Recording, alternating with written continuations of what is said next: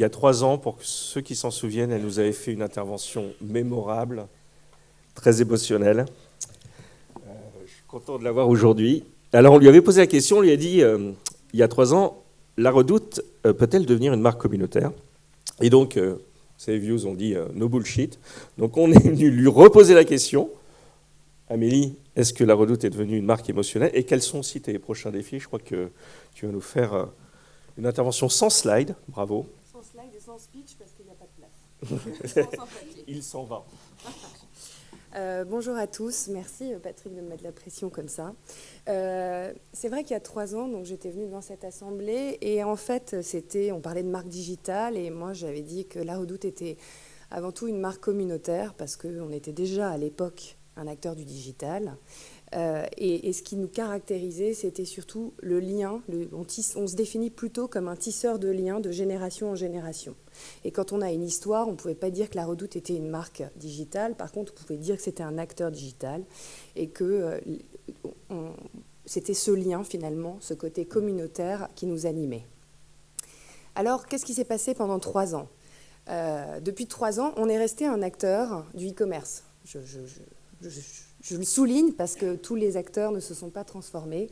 On est toujours leader en mode et déco. On est toujours entre 5e et 7e site en audience en France. On est toujours très fort sur les réseaux sociaux. On a réalisé notre mue mobile. Aujourd'hui, c'est près de 40% de notre chiffre d'affaires en France à l'international. Un petit peu plus à l'international, 39-40%, et plus de 35% en France. Donc, on y est en termes de digitalisation. Donc j'aurais pu vous parler en fait ce matin de marketing digital, c'est l'audience, et donc je vais quand même dire 2-3 mots.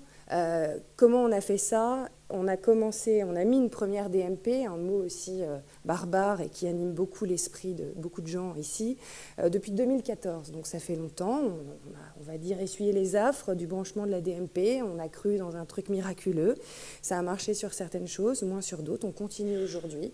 On a transformé notre mix marketing, la problématique de la Redoute c'était d'investir beaucoup dans les catalogues, 70% de ces investissements, aujourd'hui c'est 25%. Et comme vous vous en doutez et qu'on a des problèmes de rentabilité, on a dû baisser vraiment le montant de ces investissements. Et à date, les résultats sont là. Le trafic est toujours en croissance, notre fichier est redevenu stable et le recrutement s'envole à plus de 2 chiffres. Mais ce n'est pas tellement là-dessus, c'est pas tellement sur ça que j'avais envie de vous parler ce matin. Après, je peux faire tout le discours de transformation, qu'est-ce que vous avez fait, la logistique, le service, la back-office, etc. Tous les projets de transformation d'une entreprise comme Redoute, mais je ne suis pas sûre que ça vous intéresse. Moi, si on prend du recul sur 3 ans et quels défis on a eu au-delà on va dire des défis techniques, data, techno, IT, et finalement, j'aime bien le mot frontière du marketing digital, parce que vous avez vu ces derniers mois, les postes changent, ça devient des postes marketing IT, etc.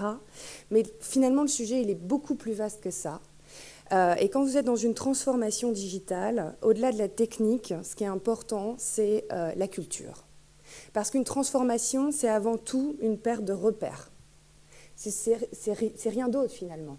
Les collaborateurs perdent leurs repères. Et j'ai beaucoup aimé l'intervention de Pierre, il y a beaucoup de choses qui m'ont inspirée, et notamment le sujet du collectif. Et avant, dans les entreprises, on adressait les choses en silo et chacun dans son expertise.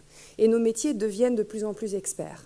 Néanmoins, je pense que la réussite ou la difficulté en tant que manager, c'est vraiment évidemment de développer cette expertise, de renforcer les compétences. Bien sûr, on a fait venir des data miners, bien sûr, on a nommé un chief data officer au comité de direction, bien sûr, on s'est donné tous ces moyens-là. Mais si ensuite vous ne dépassez pas vos frontières, si ensuite vous n'allez pas sur une culture collective en termes d'entreprise, vous ne réussirez pas finalement à faire prendre la mayonnaise. Alors ça, comment on s'y est pris?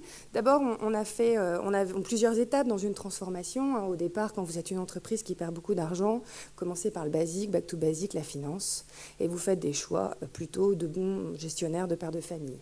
Et puis, on avait de l'argent. Kering nous a donné de l'argent, donc ça nous a permis de monter nos projets et d'investir et de les faire. Et au bout de 2 ans, on avait déjà des résultats, mais on s'est rendu compte qu'il n'y avait aussi pas forcément la bonne énergie dans l'entreprise au niveau des collaborateurs. Il n'y avait pas encore toute la fierté, il n'y avait pas encore l'envie de se battre. Et l'envie de se battre, ce n'est pas par l'argent. Donc c'est pas, vous motivez pas les gens. D'abord, quand vous n'avez pas beaucoup d'argent, vous n'allez pas pouvoir les augmenter. Et puis tout le monde ne fonctionne pas comme ça. L'envie de se battre, ça passe par un cap, ça passe par une vision, ça passe par un collectif. Et il nous a semblé important de retravailler sur cette culture. Donc on a entamé depuis 18 mois un travail de fond et qui était déjà un travail de reconnaissance. Alors on a cette chance d'avoir une histoire et elle est clé, surtout dans le monde dans lequel on vit, qui est un monde qui bouge tout le temps et sans repère. C'est toujours important de savoir quand même qui on est et d'où on vient. Et ensuite de se dire, de se projeter sur un futur.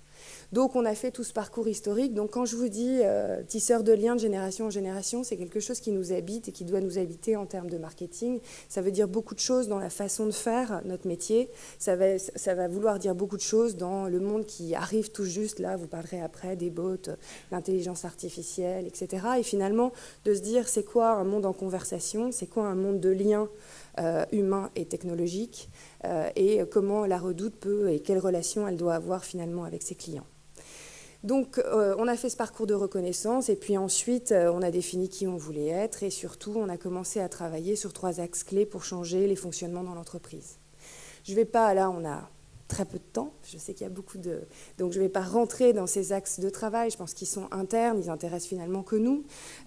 Mon message était surtout de dire que si vous êtes face à cette transformation, et de toute façon la transformation, que ce soit un partenaire, enfin finalement un acteur historique comme nous qui se transforme, ou une start-up qui grossit, ou même un acteur, on va dire moyen, qui a l'impression qu'il va bien, on est dans un monde tellement mouvant, Pierre vient vous le démontrer, si vous travaillez pas finalement dans ce monde sans repère et en perpétuelle disruption sur quelque chose quand même d'alignement et d'ancré, eh ben, ça peut être super dangereux pour les entreprises. Donc mon message de ce matin était celui-ci.